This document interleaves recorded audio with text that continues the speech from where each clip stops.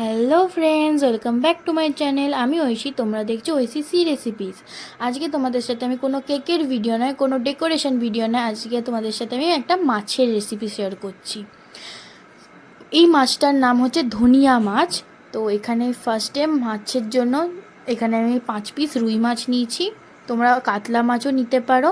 মশলার জন্য একটা গোটা টমেটো, একটা গোটা পেঁয়াজ, আদা, লঙ্কা, রসুন, আর 1 চামচ জিরে, 1 চামচ ধনে, 1 চামচ মৌরি, আর 1 চামচ গোলমরিচ। সব 1 চামচ করে নেওয়ার পর পিষে নিতে হবে। একটু ধনে পাতা, যেহেতু ধনিয়া মাছ বানাচ্ছি তো ধনে পাতা তো দরকার। আমার এখানে ধনে পাতাটা একটু কম হয়ে গেছিলো, তোমরা একটু বেশি পরিমাণে ধনে পাতাটা নিও। আমি পরিমাণটা বুঝতে পারিনি, তো আমি অল্পই ধনে পাতা ইউজ করেছি। আর ওর মধ্যে একটু লেবু চিপে দিও, যাতে একটুখানি টক টক ভাব আসে, মানে টক মিষ্টি ঝাল ব্যালেন্স থাকে।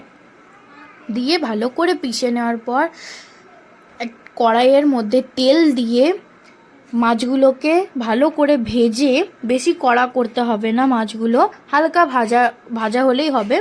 মাছগুলোকে ভেজে ওই যে মাছ ভাজার তেলটা, ওটার মধ্যেই মশলাগুলো দিয়ে দিতে হবে।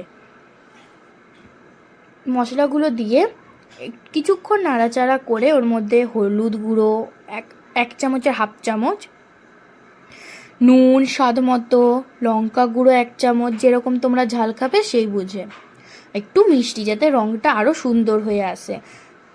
ভালো করে মশলাটাকে কষানো হয়ে যাওয়ার পর, একটা গন্ধ ছড়িয়ে যাওয়ার পর, মাছের মশলাটাই যখন ভালো করে তেল ছেড়ে দেবে, তখন মাছগুলোকে এক এক করে দিয়ে গা মাখা মাখা হয়ে যাওয়ার পর তোমরা পরিবেশন করতে পারো গরম ভাতের সাথে।